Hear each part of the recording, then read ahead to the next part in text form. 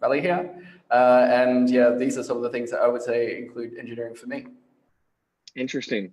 All right, and let's see, Tobias, what do you think about that? Do you agree, disagree? If you had to package what engineering is into a very small box, and that box was a sentence or two, what would that look like? I would actually agree to what Patrick said. When you asked that question, I thought about my brother immediately, who is a mechanical engineer. I'm a software engineer, and I think in theory, that's not so much different from each other. It's getting an idea or like identifying a problem and then creating something to solve it. And that path of creation I would call engineering. You could start with requirement engineering, I don't know, concepts, feedbacking there, like learning from it, and then writing code ultimately towards shipping and continuously improving it. Interesting. Well, engineering, if you think about it from a if you just strip away software development and then take car manufacturing, it's also engineering, and then it becomes pretty clear that it's this process of creation. Process of creation, I like that. Now, I am a word engineer. I use my programming skills to fit words together and choose them wisely and get up on stage and try to create systems and solve problems with that. So today we are going to be talking about scaling engineering. And that's everything from mechanical to systems to reliability to looking at a holistic problem in a way that you can actually fix it. And we are here at the ScaleUp Valley podcast. Now you can check us out in other episodes at scaleupvalley.com. My name is Ryan Foland. We got Paulo here, we got Tobias and Patrick, and we're going to talk about some of the challenges, some of the advantages, some of the stress, some of essentially wiping off the fog on the mirror so that we can get a look into how you guys are scaling up engineering at your respective companies. So sit back, grab your cup of coffee. This is going to be good. And Paulo, I'll hand the word to you so that we can kick this thing off and let's rock and roll. Cool. Thanks, Ryan. So, before we actually jump into the topic of that brings us here today, the main topic of feedback and how feedback helps, scaling up companies. For our audience to get to know our two guests today a little bit better, perhaps I'm going to start by asking both of you, maybe we can start with you, Patrick. What are you responsible for in your company? How big is your engineering team? And, at the end of the day, what makes your company unique? Sure. Hi, my name is Patrick Quire. I'm the CTO at N26, transitioning actually into a role called Chief Scientist. We'll talk about that differently later. But responsible pretty much for all of technology at N26. So N26 is a mobile bank. We are really trying to change the way that people do banking. So we want to build the bank the world loves to use. And those words don't often find themselves in the same sentence. So we're on a mission to really change that. We have a German banking license, so we're based here in Berlin. And mostly in the Eurozone. We're working towards a launch in the US coming up soon. In terms of the sort of technology team overall, we probably have about 220. It changes every 2 weeks, so we have more people coming all the time. And I think in terms of engineers, we probably have about 150 out of the 220 at the moment, at a rough cut. Yeah, so that's, I think, what I'm responsible for, what the team is, and what makes our company unique. Cool. What about you, Toby? Yeah. Hi. Thanks for having me, first of all. I'm Toby. I'm one of the co-founders at Blinkist. I'm the technical co-founder. That makes me the CTO. And Blinkist is a service that provides key insights of nonfiction books in 15 minutes formats, in text or audio, so that you can consume knowledge in your mobile lifestyle. By doing this, we try to inspire people to keep learning, let it be refreshing knowledge that they have read in books, or let it be discovering different kind of books or varieties. And being the technical co-founder and an engineer, I understood my role from the very beginning, that I take this kind of idea that we had to solve a problem and then to create a solution. I'm doing this for 7 years now, and in the last 7 years that had meant all kind of different things. Like in the first days, that had meant like getting my business or psychologist co-founders on like this thought on like how to create a system and not go crazy and on like all kind of things, towards writing some actual code in the back end on some iOS app, making some first data analysis, nowadays working more with the whole engineering team. The engineering team, as we define it, has like 40 people at the moment, while the whole company is about 130. And yeah, recently it's more trying to set up a proper structure for an efficient delivery of value. With all that brings it from like career letters to feedbacking to goal setting to structures to mission teams and all that stuff. Sounds very familiar, I think, to all of us. Cool. I actually have to say, now that you guys introduced your companies and your roles, I am actually a customer of both of your companies, so I'm in good company, if you excuse the pun. So cool. So let's move on. So like I said, the topic that brings us here today is especially the role of feedback in scaling up companies and growing. I guess I would maybe start with you now, Toby. What do you think is the role of feedback in scaling up a company? And when you think about effective feedback, what comes to mind? What is effective feedback, or the essence of feedback? Okay, so broad question. Interrupt me if I go too wide on it. So I guess feedback in scaling a company, but already at the very early days, is one of the fundamentals, one of the most crucial parts to grow as individuals or as an organization or also as a product. You know, like in the early days, we created some idea of how to solve the problem that people don't have time and they want to read more. And we just created a MVP kind of thing. And we needed to get feedback from potential customers. And the same, I started off that job and I did something. I worked together with Niklas, my co-founder, while he created product and design and I wrote software. And we had to like give each other constantly feedback to improve our way to work together, to improve ourselves as individuals. And so I guess the whole idea of, for me at least, the biggest result of good feedback is that it helps you grow faster. I mean, I guess you would also be able to grow without feedback by just identifying yourself, what works and what not. But I guess that just takes way longer than if you had somebody to give you constructive feedback that brings you forward. And then when it comes to like what effective feedback means, I guess I have done everything wrong that you could do wrong potentially in that kind of field.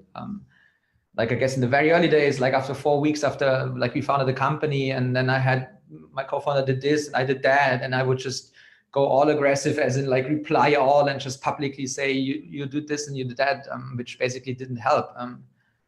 But just created tension or like was more blaming or like semi-aggressive. And I guess good feedback makes it, if it's not aggressive, it has to be cooperative, specific, timely, like you can probably read about all of that. But I guess what it means is that if you focus on helping the other to get better, let it be by praising or criticism, that's when you do it right.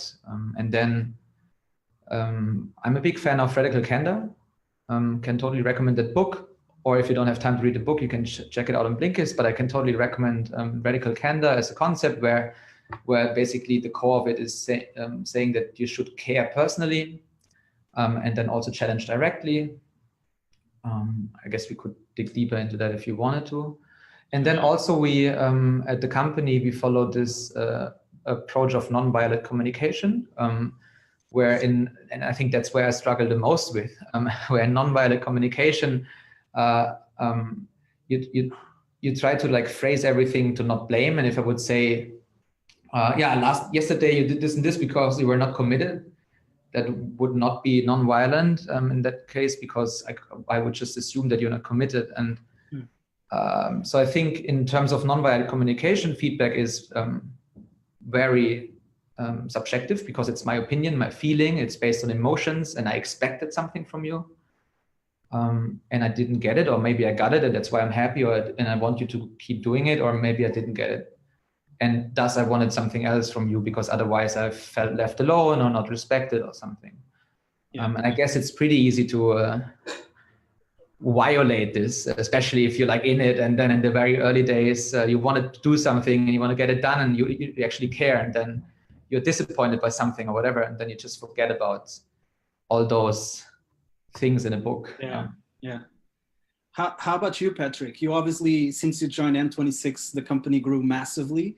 What has been for you the role of giving and receiving feedback to actually kind of fuel that in a healthy way?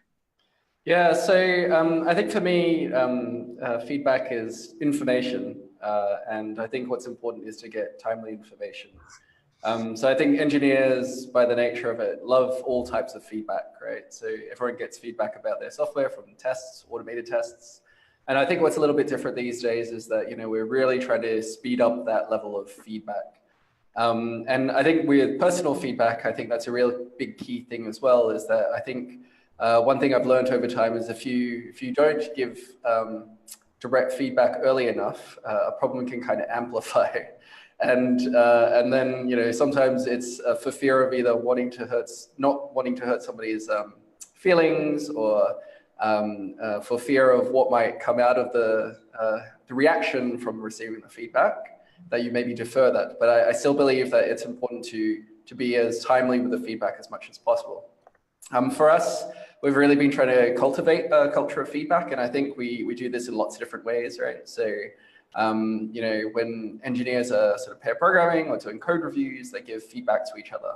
And we try to help people really understand how to give effective feedback in those forms again. So some of the things that Toby said around like nonviolent communication, right? So you are not your code. So also don't get too attached by the comments that come back from code reviews. These things are about how things can get better. Or information about what perhaps there's different opinions. And then you have things like the, I guess, interpersonal sort of feedback between people. So some of that comes out, I think, in retrospectives with teams where people are talking about sort of ways of working. And then as somebody who's sort of seeing a bird's eye view of all the different sort of teams, is also sort of noticing feedback that maybe comes through secondary sources. And that's probably one of the more difficult bits of feedback, which is it's not really connected to the source, and you have to do a little bit more diving around that. With our sort of line managers and engineering managers, we try to really encourage people to have more concrete feedback on a more regular basis. So most people have one-on-ones every week or every fortnight, and hopefully through that they get informal sort of feedback. I have a sort of process where I do at least formal sort of quarterly feedback. And the sort of two ways that I've found really helpful of trying to structure effective feedback is really thinking about, feedback for me is if I do my job right, then I'm making the other person safe to actually receive that feedback. And by doing that, I found a couple of tricks have really helped me. So one is, for anyone that doesn't know me, I'm very passionate about retrospectives. I wrote a book about it a long time ago. And one of the things that I really like about the retrospective sort of practice was kind of preceded by the retrospective prime directive. And so, it's a small, simple saying that you can sort of say at the beginning of a retrospective that sets the scene, and kind of the brief version of is, everything happened for a good reason, given what people know about their skills and experience, and people aren't ill-intentioned by its nature. And I think that helps you can apply that to the same idea of feedback as well. When you're preparing it for somebody, is that people are doing things because they believe it's right. You may not have the information about what's driving them. And then I try to focus on two areas of feedback. One which is about strengthening their confidence around the things that they should continue doing. And the other one is really about opportunities to have more impact. And I think this is a big key, is that, I think everyone wants to have impact. Everyone wants to get better. And I find that by phrasing my questions at myself about what feedback should I give people, if it's not landing in those two categories, then I don't think it's very effective feedback. And I think through that, it helps people really understand, or helps people improve. And as a result, I think that a lot of issues that maybe sort of bubble away and don't get addressed through direct feedback can get addressed quite quickly, through a lot of sort of team-based feedback practices and interpersonal feedback practices. And I think that's really helped us scale. Cool. So I guess one thing that comes to mind is this idea that maybe when you're giving feedback to a less experienced person versus a more experienced person, I guess like the rules of the game kind of change at least slightly. What are the key differences that you see between giving feedback to a more, senior engineer versus perhaps a more junior engineer? How do you do it? Maybe Toby, you want to go first? Yeah. Yeah, it's a very interesting question. I think the feedbacking on a more junior level, as Patrick said, it happens in code reviews. It happens maybe in a lot of like standard processes.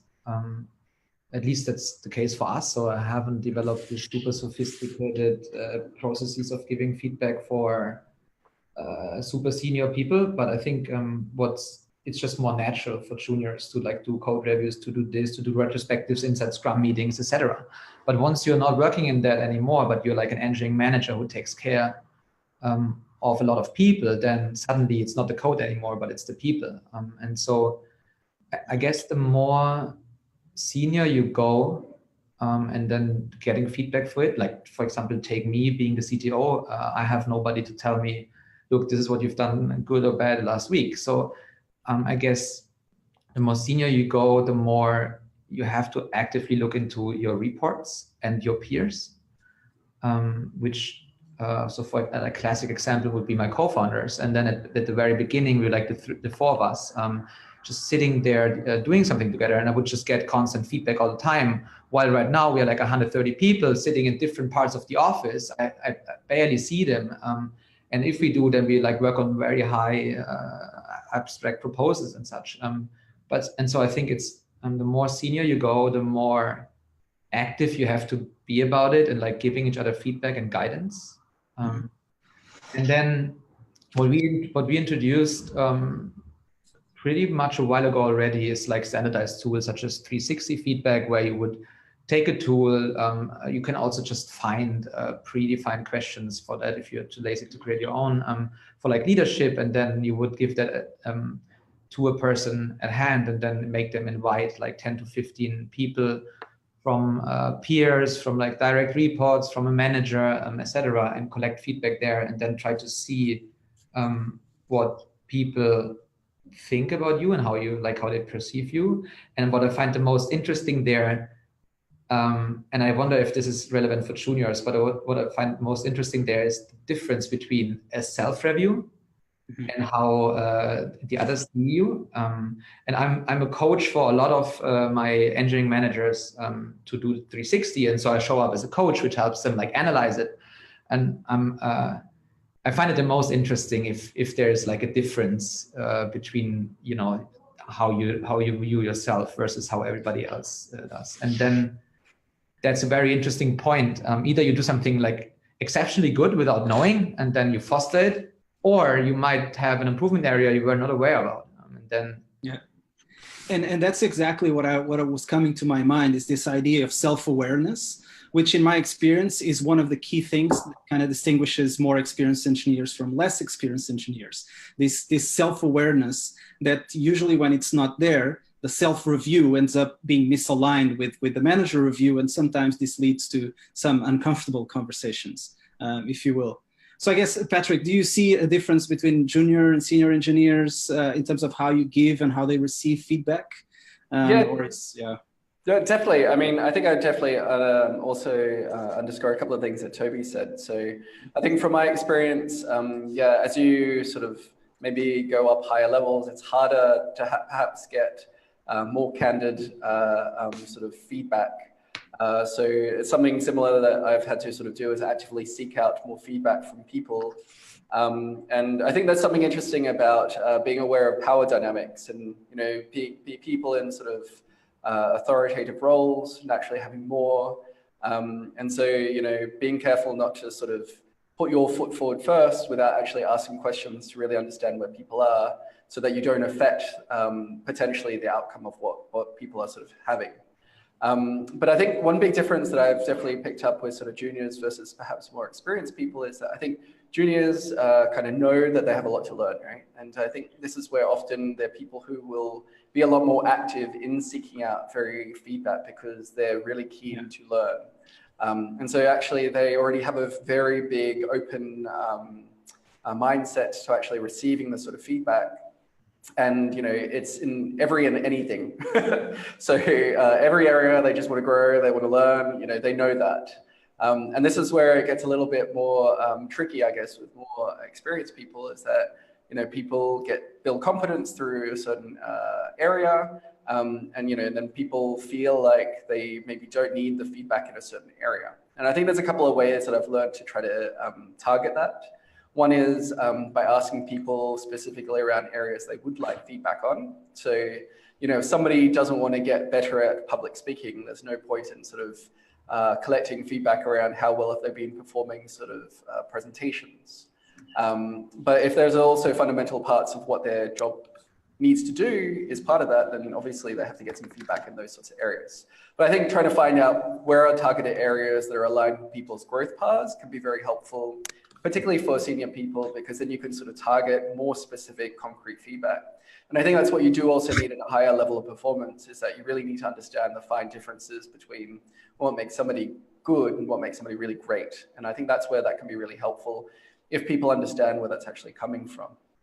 I think the tough conversations that you kind of alluded to, I think, are also where there is that difference between self-perception and perhaps the perception of others. And this is where I actually find collecting feedback from peers at the same level, or people that they collaborate with, is also a really key thing. Exactly. Of being able to present not necessarily just your view, but actually getting input from different perspectives. And so we often talk through, so I sort of work through a process of collecting feedback, or people pull feedback from their peers, and then we talk through what have they learned in that process. Yeah, absolutely. Just chiming in briefly on my side, it's exactly what I also do or have been doing for a while now. It's kind of like what I call these 3 angles of feedback: the self-review, the manager review, and the peers review. And the confluence of those 3 has led to very interesting conversations, most of the time pretty much aligned, which is good. And we can just, go forward into how can we make this better and how can we improve. And not so much in terms of, it's not going well, but at least if it's misaligned, you know where to look and you know what kind of conversations to have. And so one thing that I'm very curious about is that we have been talking, a lot in terms of you giving feedback to your reports, to your peers, etc. What about, is there any piece of feedback that you got in your careers that kind of stuck with you, that made you better? That was kind of like almost a revelation. Is there something you can share in those terms? Toby? Yeah, probably a ton. I guess doing this for 7 years now, as well as like working very closely together with my co-founders, I've received so much feedback, or like in this interaction, learnings from it, that obviously life changed everything. Maybe one thing that, because we're talking about scaling and what happens when when I said that the very first day I was like writing code, right?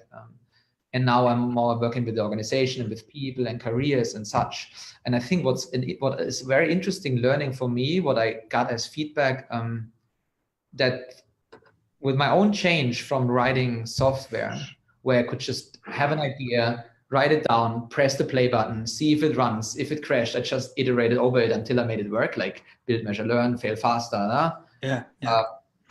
And I kind of like kept that attitude when I started working more with the processes and setting up teams, and do we do Scrum, and how do we organize this and that, and how do we do how do we align missions between teams, and all of that kind of things. I mean, I guess one big feedback I received there, that for a while I was very fast in like iterating over ideas and changes at the organization, where you actually affect the way how, I don't know, 50 people work. And then I got the feedback that maybe there's like, I had this too much of an iterative attitude, and I should rather create a proposal, set back a little bit, like reflect more, versus this very iterative build, measure, learn, fail fast kind of attitude I had as a developer. And so it's not too long ago that I had to learn this, that working with people and working with code is so much different from each other. And I guess the issue with it that I received this feedback pretty late. So I did some iterations, and on the way I probably lost some people. They're like, oh, again another change, yeah, whatever, we'll just do it. And I guess it would have helped me if the feedback would have been way more timely. Because otherwise, at some point you just don't see it and you just keep going. And if you have somebody next to you, just look, hey man, let's just come back, like come to me and like ask for feedback, ask for challenge, let's reflect together. That's when I think I would, like, when I got that feedback, I was like, yeah, obviously. Why couldn't I get this Javier earlier? Would have helped me so much. I guess that's one, like, out of the recent things, but then throughout the last 7 years, there probably happened 1,000 things that helped me growing as an individual and also like towards our shared mission. And Patrick, when it comes to you, I guess the same question, but interestingly, as many people know, you have an extensive background at ThoughtWorks, consulting and working with different companies. So I guess in a way, that's also a lot of feedback to you, just out of all of those experiences, coming into a CTO position then in a very fast moving mobile bank in Berlin. So is there a specific thing that was kind of like a trigger kind of moment that you can share with us? I guess I've been working for like 18 years, so there's a lot of moments. Exactly. I think related to feedback, there's probably two things that I can probably share. So I think one of them is I read Peter Seng's The Fifth Discipline book a very long time ago. And it's probably like the first book I read about systems thinking, and system thinkers tend to think in terms of loops and feedback. And I think there's a couple of things that I learned from reading that book, other than about like trying to build a learning organization, which is always still the mission. But one was around feedback loops that are too delayed. And I see this in software quite a lot, right? So I think it's one of the reasons why agile software development has become so popular, is that the feedback of what an engineer builds, puts into production and has impact on customers can be a lot quicker today. Exactly, and that creates a positive reinforcing feedback loop there. So shortening that feedback loop actually creates more motivation. But at the same time, you have to be careful of feedback loops that are maybe too fast. And I think it's maybe alluding to what Tobias also said. I've seen this too many times where sometimes this complex system needs a bit of time to stabilize. And by changing something in the system again, you keep sort of poking it, and then you never end up with a stable system. And so it feels like things are always constantly changing. And that's where maybe you do need to slow down those feedback loops because there's too many things actually going on. So I think that's one thing about feedback that really influenced how I look at information and the flow of information across people, systems, and software, is looking for loops that are going too fast or loops that are going too slow, and trying to find the ones that give you the most impact. On a sort of more personal level, I think probably one of the more personal feedback things that had a big impact was when I was working on my second book called Talking with Tech Leads. I think you know this one quite well, Paulo. And I think for me, it was like this big transition, as I still remember the same time of moving from a sort of developer, exactly what Tobias is saying as well, of like, you get a lot of pleasure from writing out code, but then actually leading people is very, very different. And my first personal experience was like successful, but traumatizing at the same time. Not the easiest time. And actually some interesting feedback from people of hearing other people in the same sort of position, but without a support network.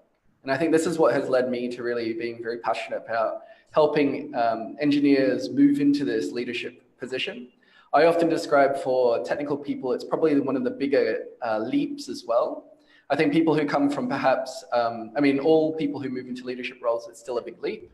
But I would posit that I think for people in engineering, it's a lot harder. Because if somebody is, say, in a marketing department and they move from something to a leading sort of role, they generally probably would have been okay with communicating with people, working with relationships and influencing people. But those skills aren't necessarily rewarded if you're an engineer. And so you're kind of starting from almost zero skill sets that aren't rewarded in your natural system that you suddenly are expected to perform. And that's where I think I've sort of found a personal passion of helping people find and give them their support network and actually helping them on their own personal journey. So those two bits of feedback have really impacted me. Cool. Ryan, I think you had a question here for our guests. That was a good one. Yeah, I do. So one thing that I'm hearing when it comes to the scaling up is that things are changing, right? Your roles change, the product changes, everything's agile and you're flipping around, you're moving. So when it comes to feedback, how often are you checking in with your employees or the people that are your peers about how they are articulating what the company is doing at any given point, or how they're communicating what their role is in this larger organization at any given point? Because we're talking about feedback on the roles and functions, but I'm curious if we ever take that to the level to say, okay, now pretend that I don't know you. What is it that you do? What company do you work at? Are you finding yourself checking in and giving feedback on the way people are communicating what they're doing and the company's doing?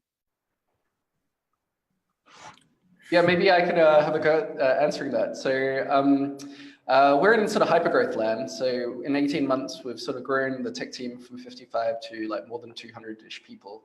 And so part of that was being very explicit, I think. And so one of the first things that I introduced was what I call the target operating model.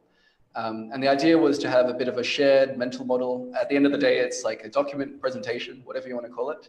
But a bunch of diagrams and words that try to give people a similar context about the structures that we wanted to work towards, the ideal role mix, and people always violate the ideal. So it's a model, but it's supposed to give people a common understanding around that. And then a common set of expectations around how those roles fit together, how each of these different sort of groups or teams work in a particular area, in a particular way, what things are more explicitly sort of autonomous at a sort of smaller level, what things are sort of global standards. And then we've kind of actually iterated that on that. So we're now working on the third iteration of that target operating model as we grow and scale, taking in feedback from the organization about things that we were trying to solve with the previous one. So concretely, when I first came in, it was really just trying to give it some structure. So, there was a lot of change. There was a lot of sort of movement. We needed to kind of stabilize the system. And then the second version was really thinking about how do we scale up the structure that we had, taking into account would be operating in a different place where people can't rely on just face-to-face communication anymore. You need to start writing things down. We're working through the third iteration, and a lot of that is driven through a lot of the sort of what I call organizational smells. So in engineering, you often talk about code smells, and I'm looking for feedback about organizational smells. So what are the pain points that slip through, and then trying to work that into the next version of that model. But that's how we're trying to do that. And then obviously through one-to-ones and lunchtimes and visits to different sort of teams, you're hearing about how it's working or how it's not working, and how people explain some things. So I think one thing, for instance, that we haven't done very well is probably articulate the expectations around what is the engineering manager as it evolved from our first version of the target operating model to the second version. And so that's something that I think we'll be working on articulating in the next version to make it a bit more clear. Interesting, thanks. So for us, coming from, I don't know if you know, but we, like a couple of years ago, adopted a version of Holacracy. That was like when we, I guess, outgrew 10, 15 people, and we realized that we kind of like created 4 departments around us, 4 founders, and we're like, okay, let's not do that. That's what we never wanted to do, to have this like silos thinking. We started thinking about the first organizational concept to adopt, and we found Holacracy very interesting and tried it. We call it Blinkersy. But what it does is it kind of like starts everything with a purpose. And so everything has a purpose, and from a purpose you derive domains, accountabilities. Usually you would have that as a role. And then as the domains and the purpose of a role outgrows, you start making something that you would call a team. In Holacracy, it's called a circle. So we still have circles in the company that have a purpose, and then inside those circles there are roles that again have a purpose that serve the bigger purpose of the circle, and then each of the roles has domains and accountabilities. And I guess so it kind of like it's baked into our DNA these days that we start thinking from what's the purpose, why is this actually needed, what's the domains and the accountabilities, and then at some point we assign, or basically a person empowers that role, or a person could empower multiple roles. But I think the thought process is that We start with a purpose, and then we think about which person to empower it. And then Holacracy also introduced something that they call tacticals and governance meetings, while the tacticals is more like the operative week to week, where you process day-to-day business, and the governance is like actually stepping back, looking at the structure as itself, and then together changing the structure, thinking about, is the purpose really the right thing, the right purpose at the moment? Do we need to change the purpose? Do we need to create new roles? Who's empowering them? But then at some point we kind of moved away from this Blinkist approach again. I guess that could be another podcast episode, but kind of like moved away. We wrote some blog posts about it, but we still kept some of those holacratic approaches with like purpose, roles, domains, etc. And then once we changed it now, we these days we call it Blinkist operating system. So we also have a process on how to change roles. And ideally, you shouldn't be running around the company without having a role assigned. And yeah, I guess so. Yeah, my answer would be, I guess, from this holacracy approach, we kind of had this talking about why and what am I doing and such from the very beginning. Yeah, it's interesting how we talk so much about the roles, but I'm always curious of how we're giving feedback on how those roles play out outside the company. So that was interesting. All right, Paulo, I know you've got a good hot pocket question for to wrap us up here.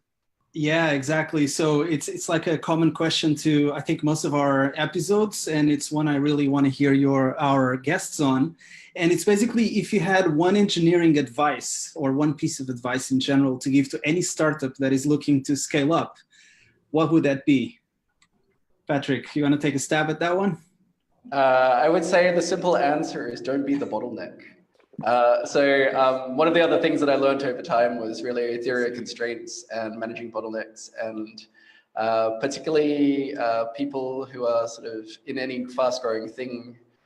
If you become the bottleneck, it'll be very painful for you and for the people around you.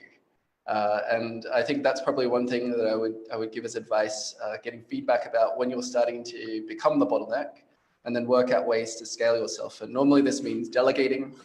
Normally this means growing a team, working out where you're sort of good at and your strengths, and sort of applying your strengths where it makes sense.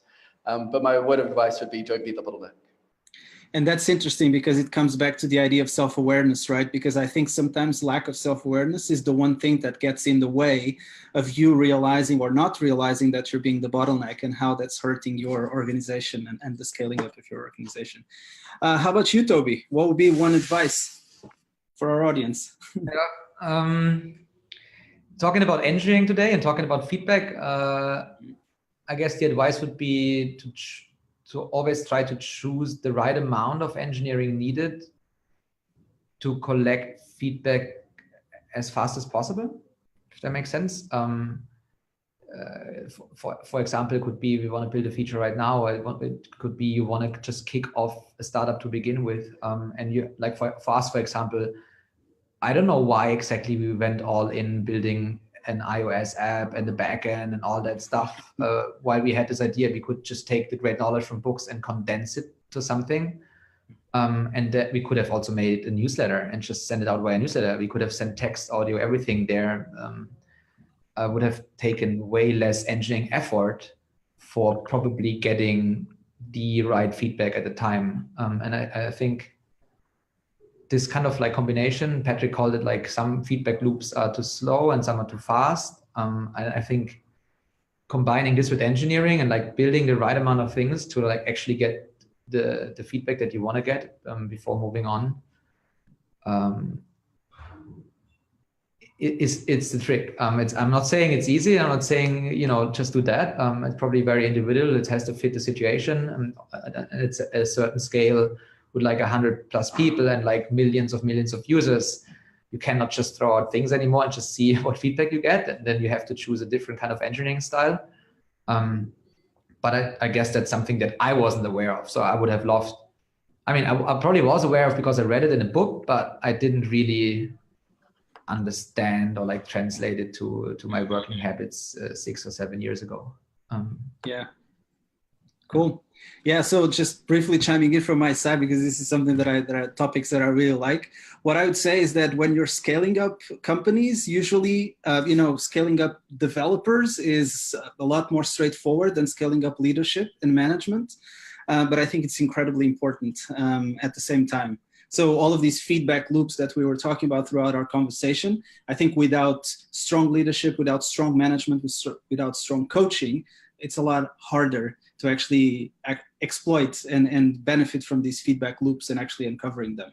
So investing in engineering management, investing in coaching and good leadership, I think it's key to scaling up in a way that's not just going to run you against the wall. Ryan, you want to wrap up? Yeah, well, I've been taking some notes, and here's what it looks like, right? You've got, what we're talking about is when it comes to feedback, and it was ironic because here I'm giving feedback to you guys about giving feedback. So it's kind of like a feedback inception.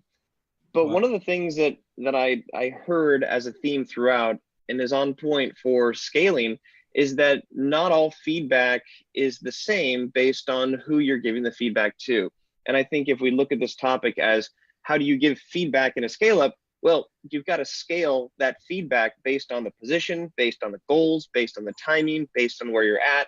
And so there's this big sort of it depends.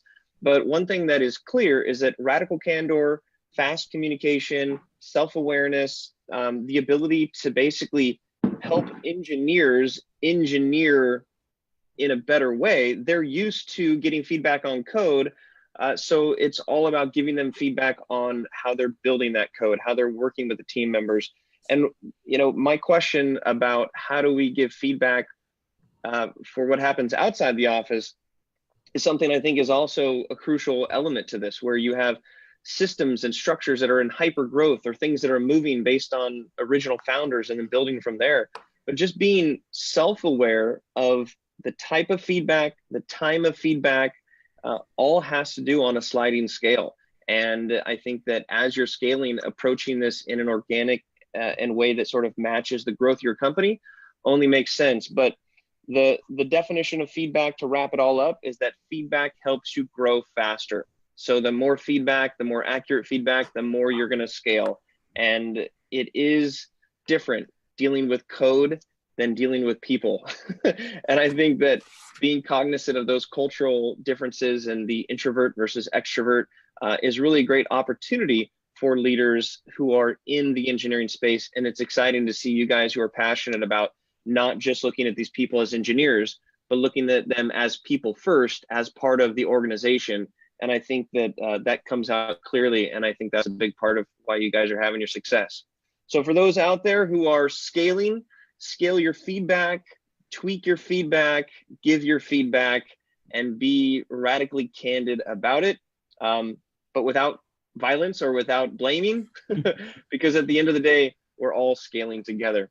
So this is another great example of ScaleUp Valley in action, taking people, bringing them together to make sure that we have best practices so everyone can scale faster, scale more appropriately, get to where they want to go, and then ask people how it's going along the way.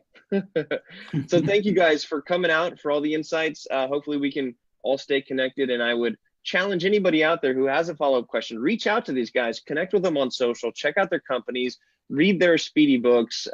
You've even got a few books that we've mentioned here that you've written as well. So take this as a stepping point. That is my feedback on feedback here about feedback. Feedback. Wow.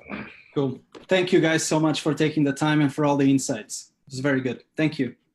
Keep scaling. Thanks very much. Bye. Thank you. Bye.